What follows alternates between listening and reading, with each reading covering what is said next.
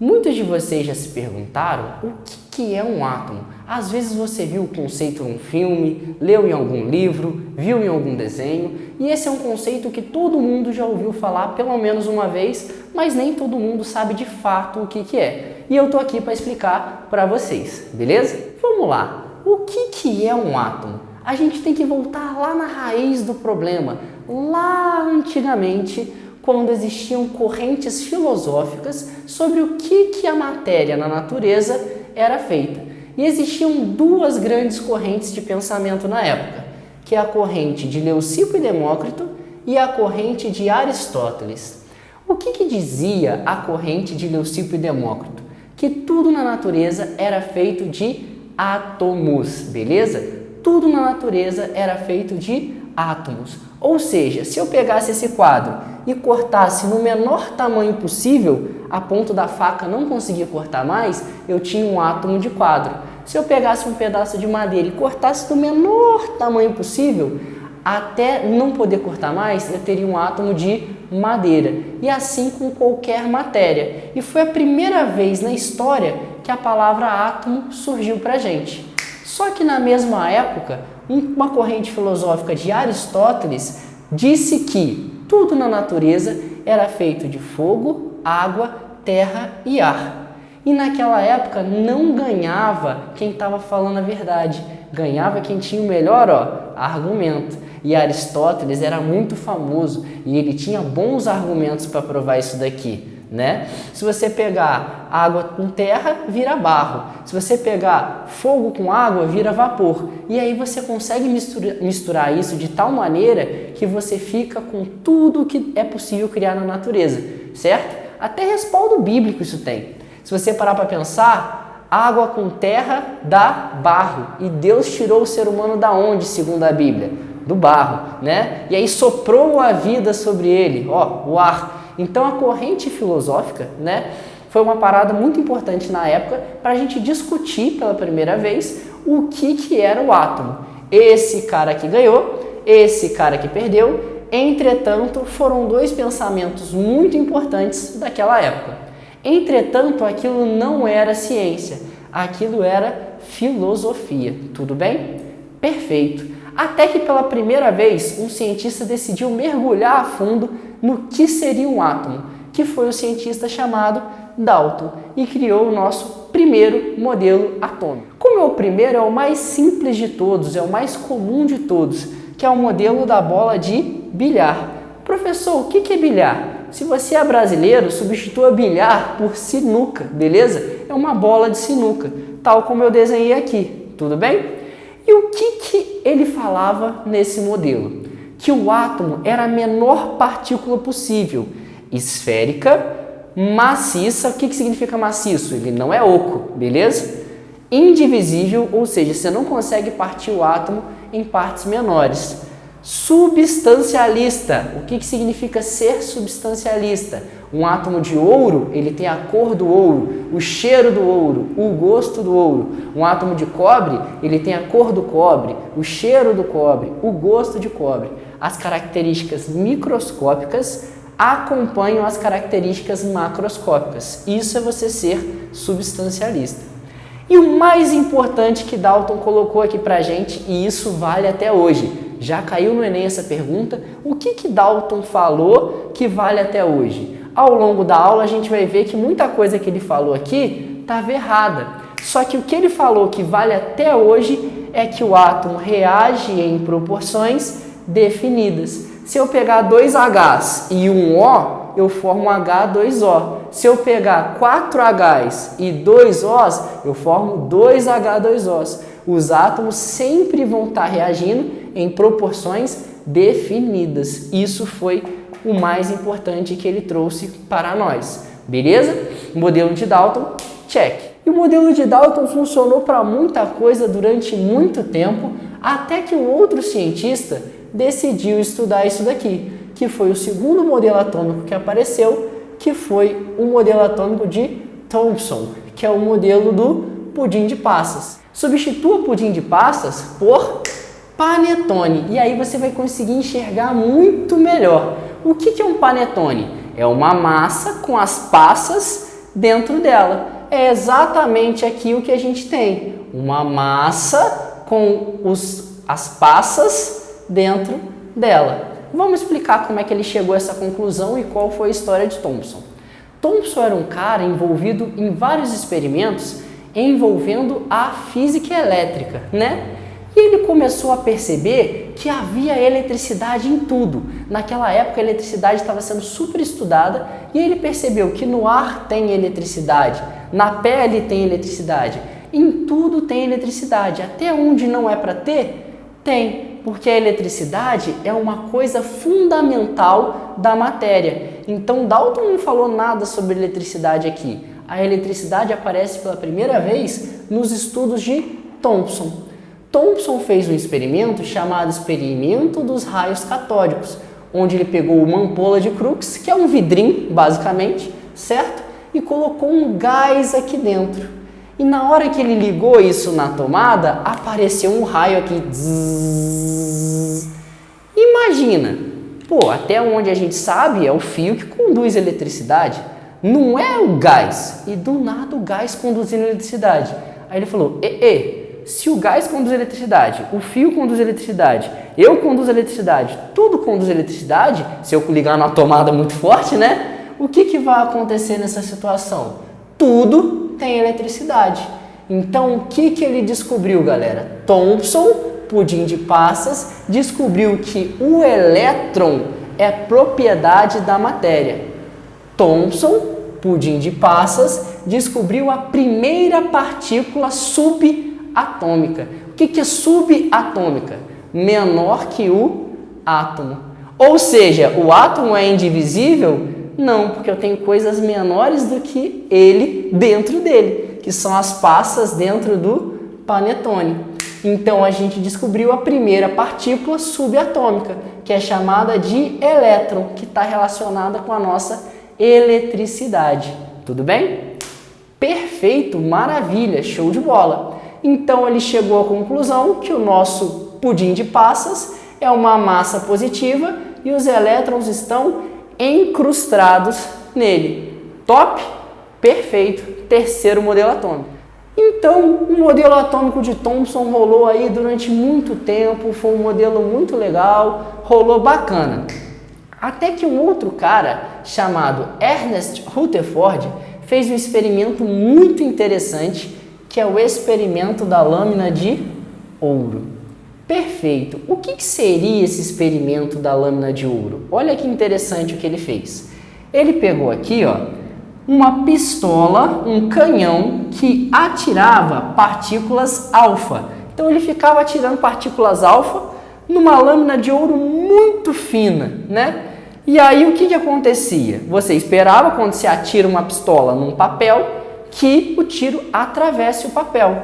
E foi o que aconteceu na maioria das vezes. O tiro atravessava o papel, até que um dos tiros desviou. E aí ele continua atirando 100 milhões de vezes, muitas vezes, nossa senhora, até que outro tiro desviou. E o mais impressionante, teve tiro que voltou para ele.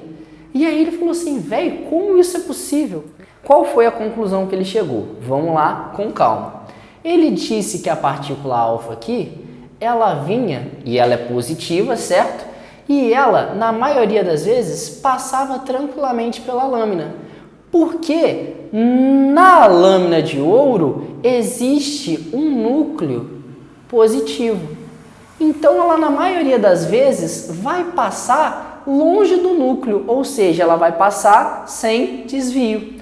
Só que como ela é uma carga positiva, se ela passa perto de uma carga positiva, o positivo com positivo se repele, fazendo com que a nossa partícula alfa faça um desvio.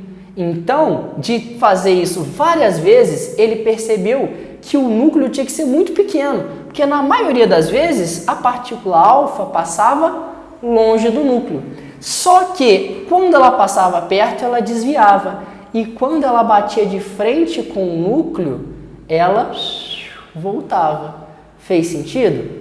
Perfeito, muito de boa. Então, tinha que ser um núcleo pequeno, porque na maioria das vezes passava. Se fosse um núcleo grande, atrapalharia mais. Logo, ele chegou à conclusão de que o átomo não é assim. O átomo tem um núcleo positivo, pequeno e contém toda a massa do átomo. Então, o átomo é um pequeno núcleo positivo e toda a massa está nele. E os elétrons estão em algum lugar fora desse núcleo. Mas qual que é o grande problema do modelo de Rutherford que só o aluno dele conseguiu solucionar depois? O núcleo seria positivo e os elétrons, que no caso estão fora do núcleo, são negativos. O que o positivo faz com o negativo? Se atraem. Então, vai ter uma força de atração aqui, ó, fazendo com que os elétrons colidam com o núcleo. Se eles colidirem com o núcleo bate nos elétrons e eles voltam a estar juntos, tal como o modelo anterior. E isso só é resolvido no modelo de Bohr, beleza? Vamos lá, galera. Quarto modelo atômico, o modelo atômico de Bohr, que resolve o problema do modelo de Rutherford. Qual que era o problema do modelo de Rutherford? O núcleo é positivo e o elétron é negativo. Logo, o elétron, ele é atraído pelo núcleo. Por que isso não acontece? Isso não acontece porque o elétron só pode andar em lugares definidos, pré-estabelecidos, que são as nossas camadas da eletrosfera. Então o elétron ele não pode andar nesse meio aqui, ele não pode andar nesse meio aqui, ele não pode vir para cá, porque ele só pode andar nas linhas vermelhas chamadas de eletrosfera. Por isso que ele não é atraído pelo núcleo. Perfeito! E quando isso chegou na comunidade da química, geral achou super fantástico, falou: mostra as contas aí então que você fez, né? Porque não é só chegar e falar, ah, tem uns caminhozinhos, você coloca os elétrons negativos aqui, certo? E tá tudo certo. Ele fez as contas, e quando ele fez as contas para o átomo mais simples que tinha, que era do hidrogênio, as contas bateram perfeitamente. Só que para todos os outros átomos, na hora de fazer conta e explicar isso aqui, tinha um determinado erro. Então isso aqui foi parcialmente aceito, entretanto ele só explica bem, com contas, com matemática, o átomo de hidrogênio. E isso é uma coisa que é cobrado muito em prova. Ele pergunta, qual que é a falha no modelo de Bohr? E muitos professores falam, o modelo de Bohr é perfeito. Não, ele só explica bem o átomo de hidrogênio, certo? Perfeito. Olha que interessante, então, quando a gente começa a falar sobre esse conceito de camadas, a riqueza que a gente ganha no conhecimento da humanidade. Quando a gente fala de camadas pela primeira vez com Bohr, começa a se estudar um evento chamado salto quântico.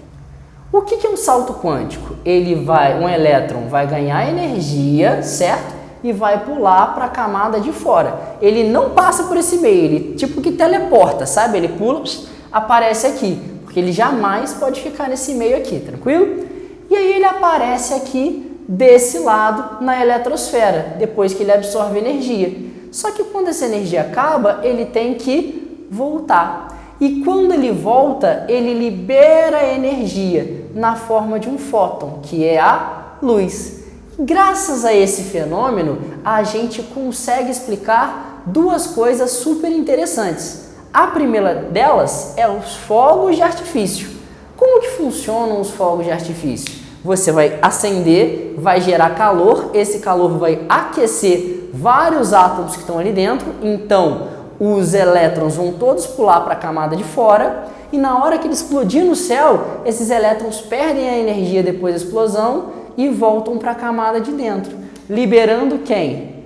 Luz. Ou seja, por isso que acontece aquele espetáculo no céu quando você solta fogos de artifício. Os elétrons foram para a camada de fora, depois da explosão a energia acabou, eles voltam para a camada interior, liberando luz. E dependendo da substância que você coloca dentro do fogo de artifício para explodir, a luz sai num comprimento de onda diferente, ou seja, sai numa cor diferente. A mesma coisa se observa no teste da chama.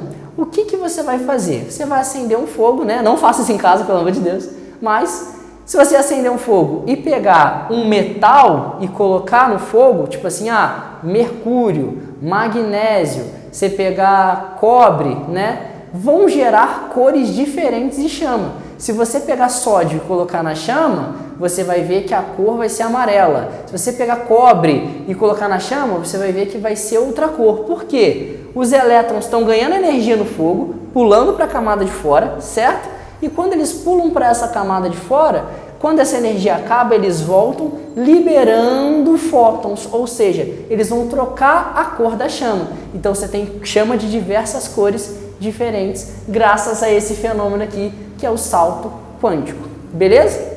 Só um extra aqui, que esse cientista chamado Chadwick descobriu uma parada super interessante também. Bom, até agora a gente tem o núcleo e a eletrosfera. No núcleo estão os prótons positivos, na eletrosfera os elétrons negativos. Perfeito, maravilha. E aí o que acontece nessa situação aqui? Como a gente tem um núcleo com os prótons, o positivo com o positivo acontece o quê? Se repelem. Então por que o núcleo consegue ficar ali quietinho e não repelir? Porque Chadwick descobriu que existem partículas neutras aqui, olha, dentro do núcleo, que funcionam como uma cola para esse núcleo, que a gente chama de nêutrons, certo? Então os nêutrons impedem os prótons de ficarem estáveis devido à repulsão, fazendo com que o átomo segure a onda e esses caras não se espalhem, tudo bem? Então hoje a gente tem um núcleo que tem os prótons e os nêutrons e uma eletrosfera, onde tem os elétrons.